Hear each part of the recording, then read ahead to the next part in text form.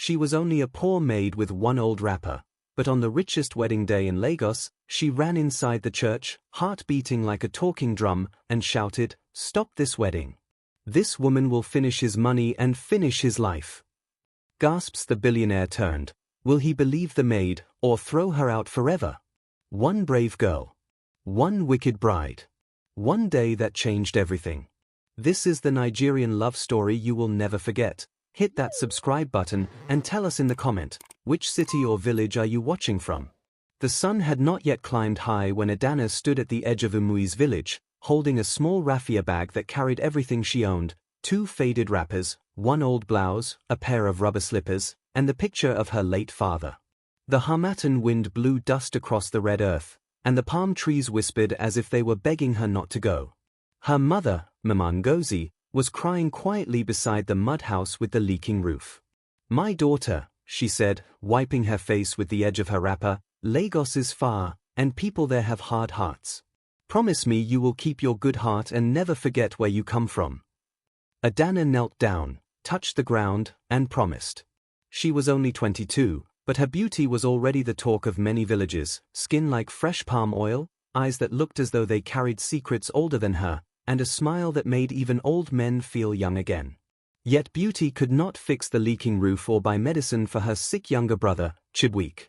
That was why she was leaving. Auntie Blessing, her mother's cousin who sold pepper in Onitsha market, had found her the job. "Madam Clara needs a house girl in Lagos," she told Mama Ngozi one market day. "The pay is 15,000 naira every month, food and room inside the house. Tell Adana to come quickly." 15,000 naira. In Umus, Adana's mother sometimes made only 2,000 naira after farming yam for the whole season. When the news reached them, the whole village gathered under the Udala tree to talk about it. Some said Lagos would swallow her. Others said God had finally answered their prayers.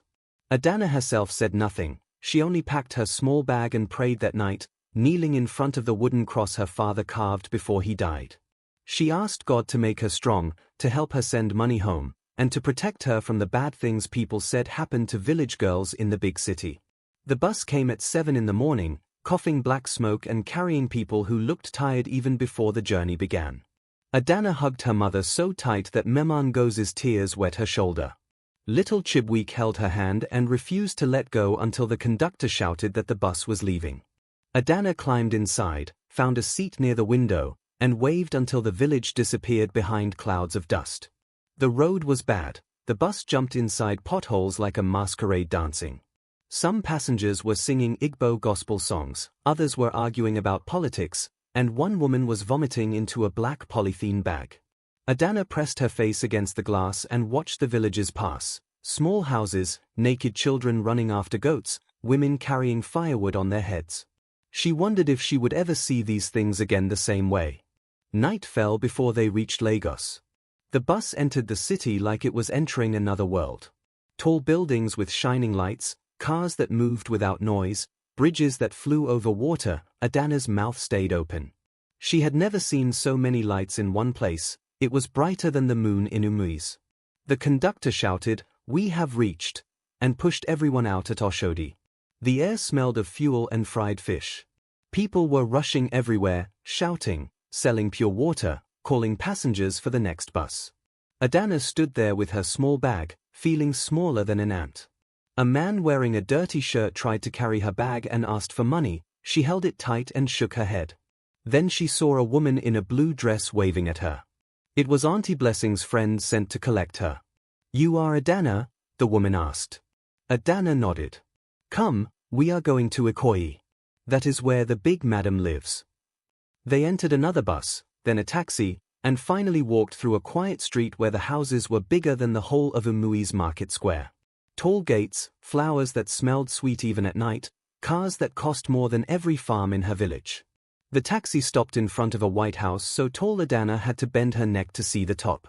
The gate opened by itself, and bright lights came on everywhere. A woman in uniform came out, tall, serious face, keys hanging from her waist. "So you are the new girl," she said, looking Adana up and down. "My name is Madam Clara, the house manager. From today, you will wake up at 5, sleep at 11, and do everything I tell you. If you are good, you will eat well. If you steal 1 kobo, I will send you back to village the same day. Adana greeted her quietly and followed her inside. The floor was so shiny she could see her face in it. She had never walked on a floor that was not sand or cement. That night, after eating rice and chicken bigger than any Christmas fowl she had ever seen, Adana lay on a small mattress in the boys' quarters and cried silently. She missed her mother's voice, the sound of crickets, the smell of firewood. But tomorrow she would start work in the house of one of the richest men in Nigeria, Chike's. She did not know yet that this house would change her life forever. Adana woke before the alarm clock even thought of ringing. The small room she shared with 2 other maids was still dark, but the big house outside was already alive.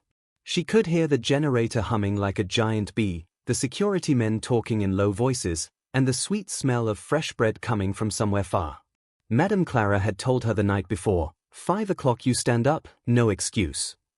So Adana slipped out of the thin blanket, folded it neatly, wore the new blue uniform that was given to her, and tied her hair with a black scarf. When she stepped outside the boys' quarters, the cold morning air of Ikoyi slapped her face. The compound was bigger than 3 football fields joined together, smooth interlocked stones, flowers she had no name for, a swimming pool that shone like a mirror even in the darkness. She stood still for a moment, just looking, afraid that if she moved too fast she would break something that cost more than her entire village. By 5:30 all the workers gathered in the backyard kitchen. There were 12 of them, cooks, cleaners, drivers, gardeners, and 2 laundry women. The head cook, a fat cheerful man called Uncle Emma, gave everyone jobs for the day. Adana was told to follow Sister Rose, an older maid from Calabar who had been working in the house for 8 years. Sister Rose did not smile much, but her voice was gentle. Today you will clean the guest wing upstairs, she said, handing Adana a bucket, mop, and a bottle of shiny floor liquid that smelled like apples. Olga is not around yet, but Madame Amaka will soon come with her people to measure curtains for the wedding. If she talks to you, answer yes ma or no ma, nothing more. Adana nodded and carried the heavy bucket up the marble staircase. Every step made a small sound, and she walked on the sides of her feet so the slippers would not make noise. When she reached the guest wing, she opened the door and almost dropped the bucket. The room was bigger than her mother's whole house, bed as wide as a small farm, television bigger than a door, bathroom with gold taps that poured water by themselves. She stood there for many seconds, just breathing. The cleaning took almost 3 hours because Adana was careful with every corner. She dusted pictures of important-looking men in suits, wiped mirrors that showed her uniform looking new and bright, and polished wooden tables until they shone like the moon on water. While she worked, she heard voices from downstairs, loud, laughing voices of women who spoke English so fast it sounded like singing. Sister Rose came later and whispered, "That is Madame Amaka and her friends. They are planning the wedding. Don't go near the sitting room until I call you." Adana continued her work quietly, but her ears were sharp. She heard one woman say, "This house will soon be mine," followed by plenty of laughing. The voice was sweet like honey, but something inside it made Adana's skin feel cold. She shook her head and kept cleaning. When she finished the last room, she carried the dirty water outside to pour it away. That was when she saw the cars for the first time. 3 big jeeps blacker than midnight, parked like soldiers in front of the house. The drivers stood outside smoking and talking about Olga's money. One of them saw Adana and shouted, "Fine girl, come and greet us." She pretended not to hear and hurried back inside. At noon, all the workers gathered again to eat. The food was jollof rice with plenty of meat and cold soft drinks, things Adana only ate during Christmas. Uncle Emma told stories about Olga Chike's, how he started selling phone recharge cards in Computer Village and became a billionaire before 35, how he built houses in London and Dubai, how kind he was to workers who behaved well. But these days, Uncle Emma said, lowering his voice, Olga is always quiet. Since his father died last year, he doesn't laugh again. This wedding coming is the only thing making him smile small. The other workers nodded.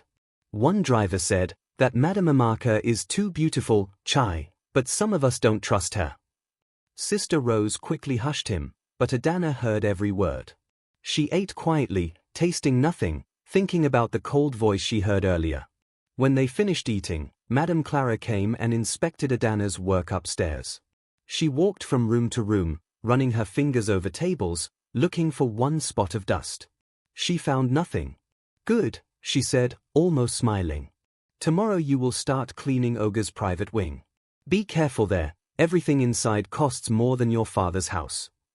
Adana only said, "Yes, Ma," but inside she was shaking. By evening the big house became quiet again. Madame Amaka and her friends had gone, leaving behind the smell of expensive perfume that hung in the air like smoke. The workers sat outside under a mango tree, drinking gari and groundnut while fireflies danced around them. Sister Rose finally spoke to Adana properly. "You are a good girl," she said. "Many village girls come here and start stealing small, or following drivers, or painting their mouth red. But I watched you today, you work with your heart.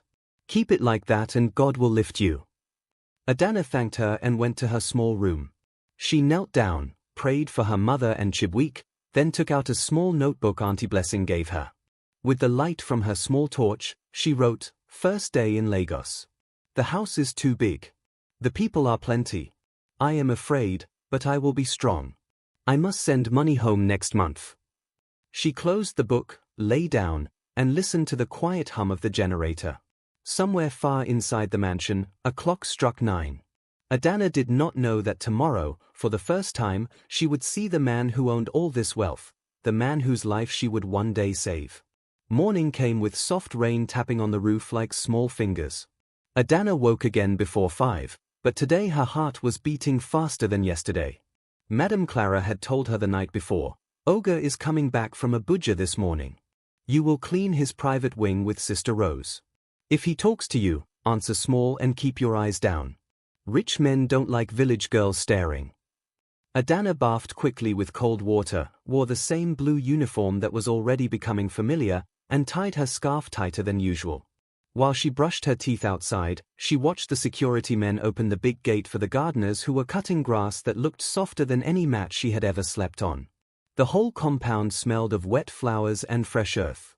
She whispered a short prayer, "God, let him not send me away today." At exactly 6 o'clock, 2 black jeeps with tinted glass rolled into the compound like silent lions. All the workers stopped what they were doing and stood straight. Even Uncle Emma, who was carrying a big pot of tea, put it down gently. The first jeep door opened and 2 men in suits came out first, bodyguards with earpieces and serious faces. Then the back door of the second jeep opened, and Chaik Ease stepped down. Adana had expected an old man with grey hair and plenty of jewelry, but the man she saw was young, maybe 35, tall, with smooth dark skin and a small beard that was cut neatly. He wore a simple white native shirt and black trousers, no cap, no chain, nothing shining. But the way he walked, quiet and sure, told everyone this compound belonged to him. He greeted the security men with a small nod and asked the gardener in Igbo, "How is your wife's shop doing?" The gardener smiled wide and answered plenty of things. Adana stood behind Sister Rose, holding the bucket so tight her fingers hurt. Sister Rose led her upstairs to the private wing. The door was made of heavy dark wood with a small silver lock that opened when Sister Rose pressed numbers. Inside was another world, soft carpet that swallowed footsteps, walls painted the color of the sky at dawn, pictures of ships and faraway cities. The air smelled of clean and something sweet like apple. Sister Rose whispered, "We have only 30 minutes before Ogre comes up to change. Work fast but don't break anything." They started dusting and arranging. Adana was wiping a big mirror when she heard footsteps on the stairs, heavy but not rushing. Sister Rose quickly knelt down and greeted, "Good morning, sir." "Welcome, sir." Adana turned and saw Chaik standing in the doorway. He looked tired, small lines set under his eyes like gentle shadows. He nodded at Sister Rose, then his eyes moved to Adana. She quickly bent her knees the way village girls greet big people and said, "Good morning, sir." Her voice came out smaller than she wanted. Chaik did not speak for some seconds. He just looked at her, quietly, not the way men in the village looked at beautiful girls, but like he was trying to read something written on her face. Then he asked, very softly, "What is your name?" Adana's heart jumped. She had been told not to talk too much, but he asked directly.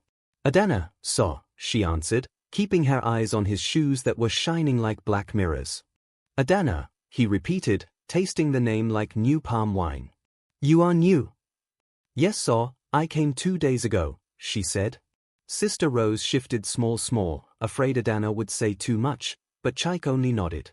Welcome. Work well. Then he walked past them into his bedroom and closed the door gently. Sister Rose let out a long breath and whispered, You are lucky. Oga hardly talks to new workers. Maybe he likes your face. Adana said nothing, but her cheeks became hot. Later that afternoon, while Adana was sweeping the corridor outside the private wing, the door opened again and Chaik came out wearing a different shirt, blue this time, and carrying a small phone. He was talking to someone in English so fast Adana could not catch everything, but she heard the name Amaka many times and the word wedding. His voice sounded different, lighter, almost happy, but still with something heavy inside it. When he finished the call, he looked up and saw Adana standing there with the broom. She quickly bent her knees again. This time he smiled, a small tired smile that changed his whole face. Adana, right? He asked. She nodded, surprised he remembered. Do you like Lagos? He asked. The question was so simple she almost laughed. It is big, so, she said. Everything is big. He laughed quietly, one short sound, and said, You will get used to it. Just don't let the bigness swallow your heart. Then he walked away down the stairs. Adana stood there holding the broom, feeling like something important had just happened but not knowing what. That night, when all the workers gathered under the mango tree, the talk was only about Oga. Uncle Emma said Oga had been smiling more since the wedding date was fixed. The driver named Sunday said Oga gave him extra 50,000 naira just yesterday for no reason. Sister Rose warned everyone, mind yourselves. Madam Amaka will soon be coming every day. She doesn't like seeing Oga talk to any girl too much. Adana listened quietly while drinking her gari.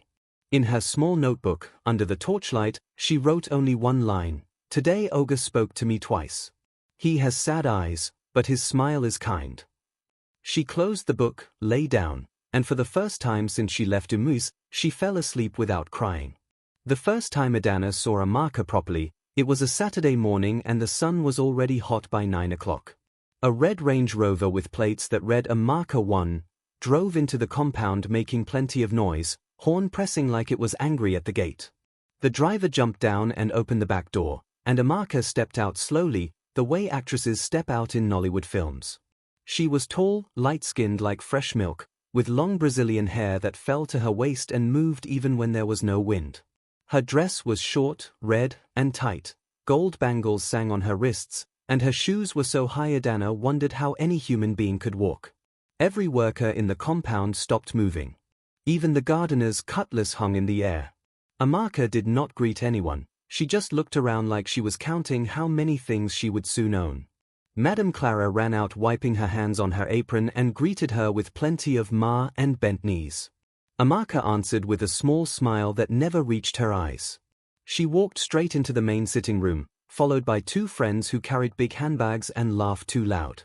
Adana was upstairs polishing the staircase rail when she heard the clicking of those high shoes coming up. She quickly moved to the side and bent her knees. Amaka passed so close that the sweet heavy perfume entered Adana's nose like smoke. Amaka did not even look at her, just kept talking on the phone in a voice that sounded like honey mixed with pepper. Yes, darling, the wedding is in 6 weeks. After that everything will be in my name. Just relax. She laughed, and the laugh made Adana's stomach turn small. When the footsteps disappeared into the private wing, Sister Rose appeared and pulled Adana away. Did you see her? She whispered. That is the future, madam. Pray for Oga. In the afternoon, Amaka called all the senior workers to the dining room that was longer than a whole street in Umus. She sat at the head of the table like a queen and started giving orders. This house is too dull. I want everything changed before the wedding. The curtains must be ivory and gold. The chairs must be imported from Italy. And these paintings on the wall, take them down, they look like village work. Madame Clara was writing everything fast in a big notebook. When Amaka finished, she looked around and her eyes landed on Adana who was serving cold water. Who is this one? She asked, pointing with long red nails. Madame Clara answered quickly, "New girl from village, ma. Very obedient." Amaka looked Adana up and down slowly, from the simple blue uniform to the old rubber slippers peeping under it. "Village girl," she repeated, tasting the words. "Make sure she doesn't touch any of my things when I start bringing them here. I don't want village dirt on my wedding gowns." Everyone kept quiet. Adana only bent her knees and said, "Yes, ma," but inside her chest something hot started burning. That evening Amaka stayed longer than usual. Ogachike came home around 7, and the whole house changed. Workers stood straighter, voices became softer. Chike walked in carrying a small bag and went straight to the sitting room where Amaka was waiting. Adana was carrying a tray of fresh juice when she heard Amaka's voice from inside, sweet and loud. "Baby, you are late again. I have been waiting since morning." Chike's voice was low and tired. "I'm sorry, the meeting in Abuja ran late." Then Amaka laughed and said something Adana could not hear properly, but she saw Chike smile, that small tired smile, and open his arms. Amaka ran into them like a small girl, kissing him on the cheek and leaving red lipstick marks. From the corridor Adana watched. Chike looked happy, but the happiness looked like something he was forcing. When Amaka pulled him to sit down and started showing him wedding magazines bigger than Bibles, Chike only nodded and said, "Anything you want, my love." Adana turned away quietly and carried the juice to the kitchen. Her heart felt heavy, like she had seen something that was not right but could not name it yet. Later that night, after Amaka finally left in her red car, the workers gathered as usual under the mango tree. This time nobody was laughing. Uncle Emma spoke first. "That woman is beautiful past angel, but something about her eye is not straight." The driver Sunday added, "I hear she has married 2 big men before and finished their money finish." Sister Rose hushed them quickly, but her own face was worried. Adana sat quietly turning her cup of Gary round and round. When she went to her small room, she opened her notebook and wrote with the torchlight, "Today I saw Madame Amaka. She is the most beautiful woman I have ever seen, but when she looks at me I feel cold like Harmattan night. Oga smiles when she is here, but the smile does not reach his eyes. God, please open his eyes before it is too late." She closed the book, prayed longer than usual, and slept with a small fear sitting on her chest like a stone. It was a quiet Tuesday evening, 3 weeks before the wedding. The big house was almost empty because Ogachike had traveled to London for business. Amaka had told everyone she was coming to check the new curtains, but she came with only her mother, a thin woman with sharp cheekbones and eyes that never blinked long. They drove in through the back gate so the security men at the front would not write their names too many times in the book. Adana was watering the flowers near the small garden house behind the swimming pool when the 2 women passed. Amaka wore dark glasses even though the sun had gone down, and her mother carried a black leather bag that looked heavy. They entered the garden house and locked the door from inside. Adana finished her watering and was about to leave when she heard voices, low, angry, fast. Something told her to stay. She left the watering can quietly and moved closer, hiding behind the big palm tree that stood near the window. Inside, Amaka was walking up and down like a restless cat. Her mother sat on the only chair, opening the black bag and bringing out papers. "Listen to me, Amaka," the older woman said in a voice like dry leaves, "this one must not escape. Chike's father is dead, no strong person left in that family. Once you marry him, we have only 1 year to move everything, houses, companies, the oil block in Port Harcourt, to your name." Amaka stopped walking and laughed, but it was not a happy laugh. "Mama, relax. I have been sweet to him like sugar. He has already signed the new will that gives me power of attorney if anything happens to him. The only thing left is the final paper, the one that moves the offshore accounts." Her mother nodded and pushed one paper forward. "Good. After the honeymoon in Maldives, we will arrange small accident. Maybe boat capsizes. Nigerians will cry small, then forget. By the time they finish crying, all the money will be in Switzerland under your cousin's company." Adana's heart was beating so loud she was afraid they would hear it through the wall. She pressed her back against the tree and covered her mouth with both hands. Amaka continued talking. "The fool thinks I love him because I kiss him and call him baby. Men are so easy. Remember Chief Nwosu? After I finished his 2 houses in Banana Island, he just woke up one morning and had stroke. Doctor said too much stress. Both women laughed together, and the sound entered Adana's body like cold water. The mother added, "This one is even better. Chaik has no brother, no sister, only one old uncle in the village who cannot read. After the accident, we give the uncle small money for burial and finish." Amaka took off her dark glasses and looked at the papers. "Mama, you are a genius. In 6 months I will be richer than Dangote's daughter." They stayed almost 1 hour, counting papers, writing names, speaking phone numbers that Adana tried hard to remember. When they finally came out, the night had become dark and the compound lights were shining bright.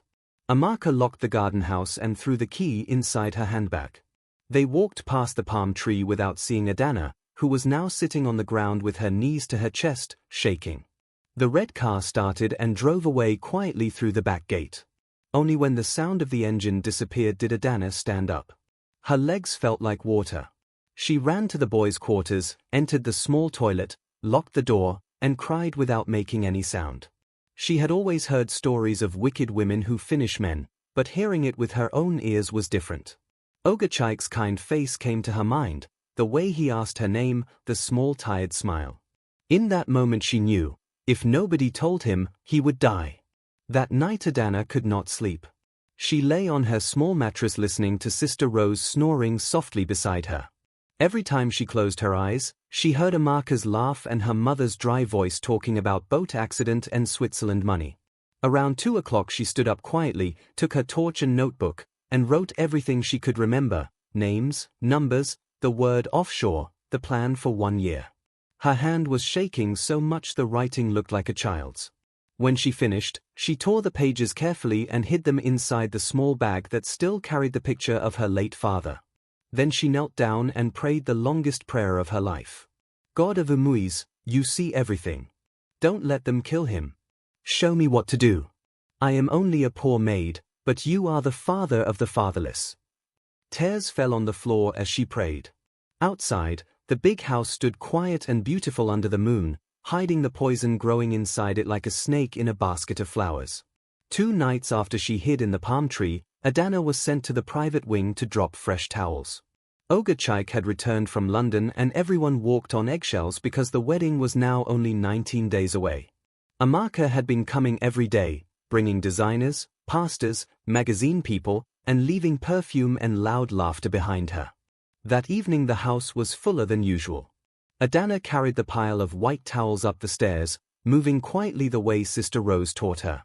When she reached the corridor outside Chaik's study, the door was open just a small space, enough for light and voices to slip out.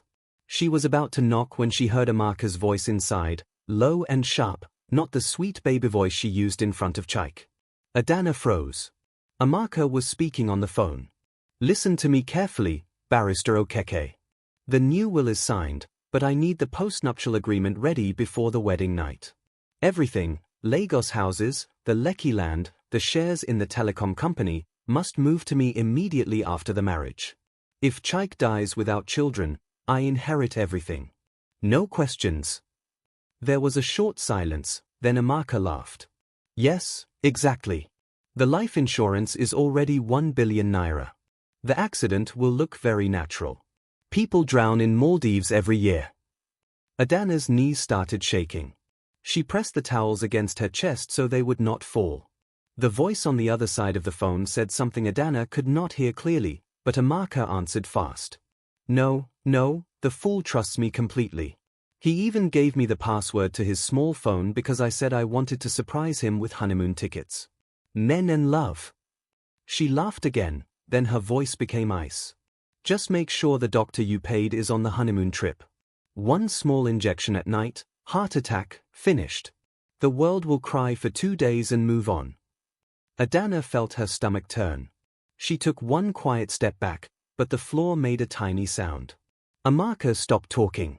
"Wait, I think someone is outside," she whispered. Adana did not wait. She turned and walked fast but silently down the corridor, slipped into the storeroom, and closed the door. Her heart was beating so loud she was sure the whole house could hear it. She stayed inside the dark storeroom for almost 20 minutes, counting her breaths. When she finally came out, the study door was closed and Amaka was downstairs laughing with the wedding planner as if nothing happened. Adana dropped the towels in the bathroom and ran to the boys' quarters. She found Sister Rose folding clothes and pulled her outside behind the kitchen. "Auntie, I heard something terrible again," she whispered. She told everything: boat accident, injection, 1 billion naira insurance, the barrister's name. Sister Rose's face became white. "Adana, this is too big for us." Adana started crying quietly. "But we cannot keep quiet. Oga is kind. He asked my name. He smiled at me." Sister Rose held her shoulders. "We need strong proof. Words are not enough. Rich people can twist anything." That same night, after lights out, Adana could not sleep again. She remembered something. The day before, Amaka had left her small gold phone on the table in the private sitting room while she went to try wedding shoes. Adana had seen Chaik pick it up and type the password in front of her, because he trusted everyone in his house. The password was simple: 1957, the year his father was born. Adana lay on her mattress staring at the ceiling. An idea was growing inside her head, dangerous and frightening. If she could enter the study when nobody was there, maybe she could find something inside that phone: messages, recordings, anything that would open Chaik's eyes. She knew it was stealing time, but she also knew silence was death. Before she slept, she prayed again. "God, if this is the way you want to use me, give me courage bigger than my fear." Outside, the generator stopped and the whole compound fell into deep darkness, like it was waiting for what would happen. Adana waited 4 full days, watching and counting every movement in the house like a hunter watching a trap. She now knew Amaka's pattern. Every morning at 10 o'clock, Amaka would arrive with her loud friends, drink 1 glass of champagne, and then go to the private sitting room to make calls while Chaik was in his study working.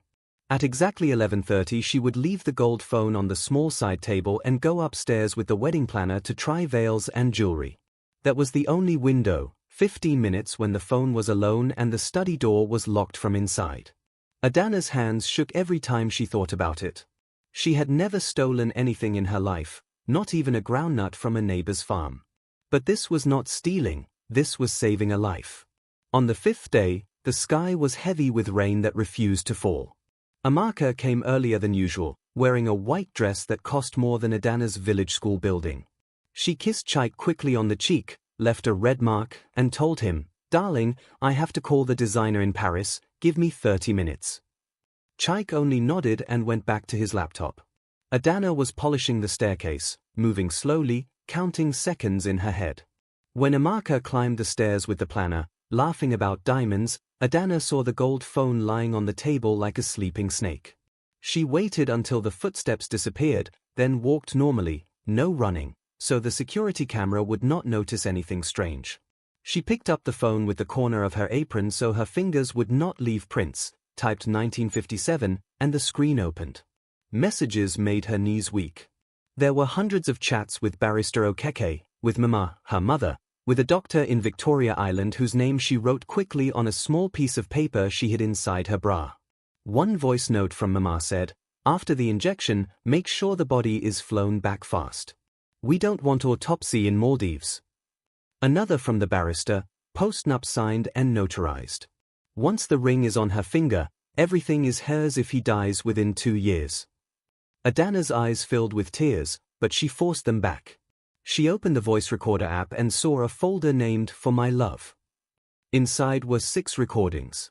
She pressed play on the newest one, dated 2 days ago. Amaka's voice filled her ears, clear and cold. "As soon as we finish the honeymoon, the doctor will do it on the yacht. Heart attack at sea. No witnesses. I will cry for the cameras and collect everything." Adana stopped the recording, forwarded it to a new number she had bought with her first salary, a small Nokia torch phone hidden under her mattress, and deleted the sent message. Then she closed everything, put the phone exactly where she found it, and walked away on shaking legs. She reached the kitchen and stood over the sink, pretending to wash cups while her whole body trembled.